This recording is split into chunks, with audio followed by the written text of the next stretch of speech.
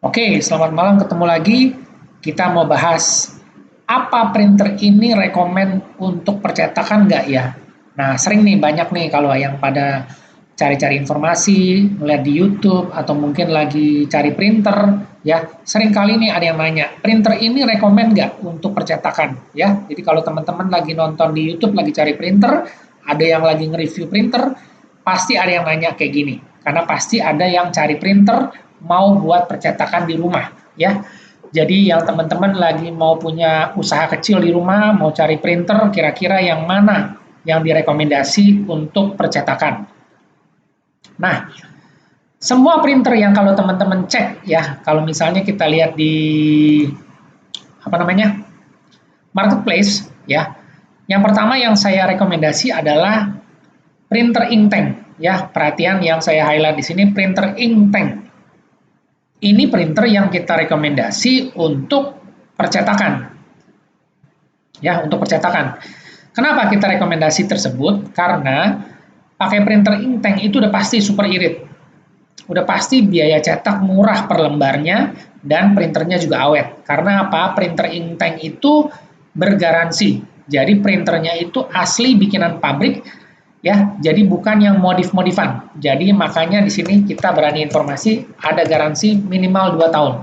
Ya, ini jadi bikin teman-teman aman, nyaman, nggak usah mikirin maintenance atau kerusakan selama 2 tahun minimal teman-teman pakai ya, atau 20.000 cetak itu semua di cover garansi.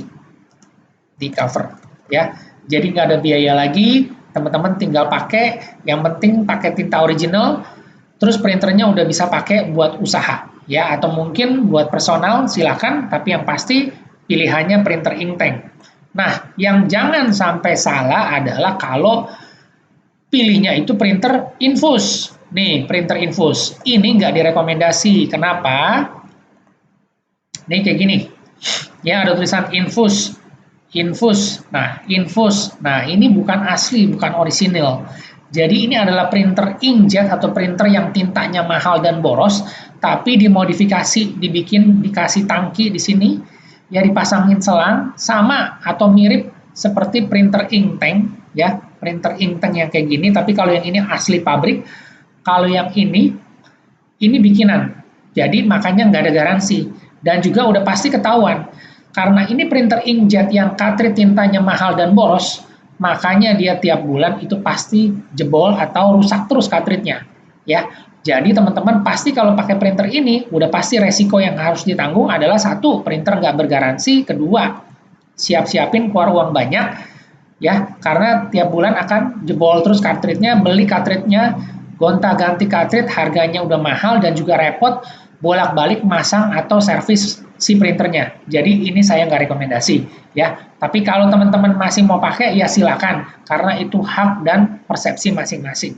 Saya cuma bisa kasih edukasi dan kasih tahu aja yang benernya kayak gimana ya.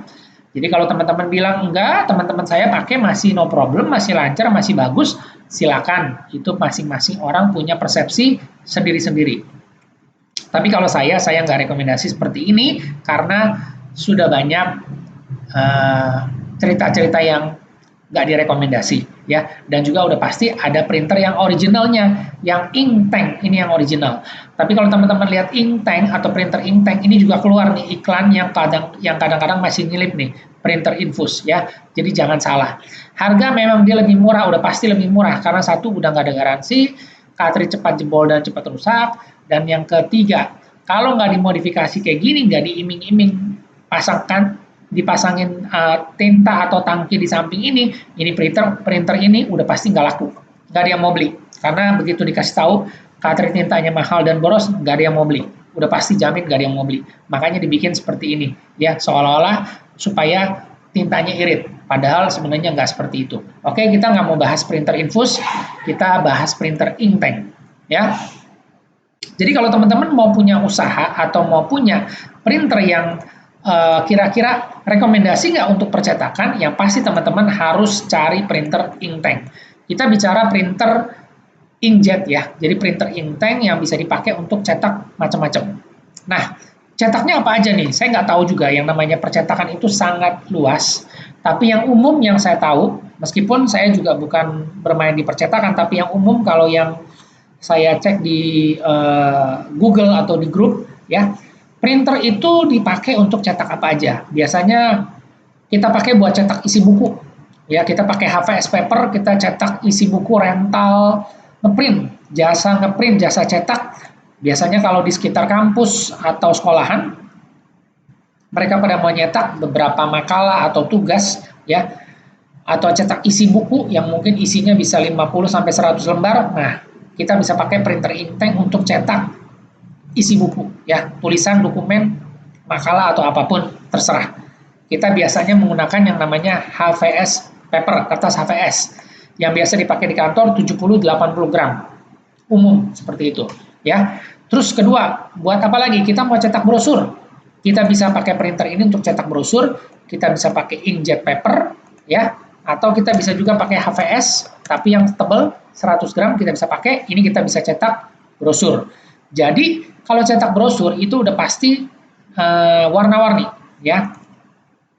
Coba kita lihat di sini, cetak brosur. Ntar dulu, kita balik dulu di sini ya. Nih, kita lihat nih. Printer cetak brosur. Ya, printer cetak brosur. Nah, kalau di sini pasti semuanya banyak yang ngasih taunya adalah printer-printer untuk usaha cetak. Mau pakainya seperti apa? Ini banyak banget. Ya, banyak tutorialnya, ada yang pakai laser, ada yang pakai inkjet, macam-macam, ya. Tapi kalau misalnya sekarang kita lihat dari kategori printer, sekarang udah banyak di YouTube itu juga ngasih taunya semua printer inktank, ya. Nih Brother T420DW printer inktank, ini Canon juga inktank, Brother ini juga Epson, ini juga HP, ini semua printernya inktank, ya. Jadi sekarang orang udah banyak yang tahu kalau printer inktank itu memang murah dan juga bisa nyetak banyak. Jadi kita nggak usah pusing mikirin tinta yang boros atau mahal, karena printer inktank itu semuanya digaransi dan juga irit. Nah, tadi kita udah bisa cetak brosur, kita menyetak apa lagi? Foto, Polaroid. Nah, ini udah pasti bisa karena semua printer inktank itu didesain untuk bisa cetak foto, ya. Dan juga pastinya kita pakai yang namanya photo paper atau glossy paper. Ya, photo paper, glossy paper itu banyak. Teman-teman bisa cek di sini glossy photo paper. Ya, silakan cek di online, banyak banget yang jualan photo paper, tuh macam-macam, karena ini memang bisa digunakan atau dicetak menggunakan printer inkjet dengan hasil yang bagus banget. Oke, sekarang kita lanjut lagi. Buat cetak apa? Sertifikat, cetak piagam, teman-teman tinggal cek aja ya. Nanti pilihan kertasnya juga banyak, kertas stick, kertas BC atau brief card, kertas Concord itu juga bisa. Nah, buat cetak undangan juga bisa yang pakai kertas brief card ya, biasanya 160 GSM.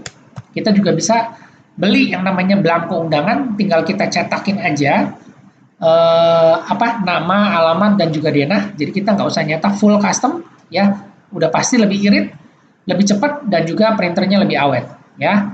Blanko undangan banyak banget di sini ya, teman-teman bisa cek.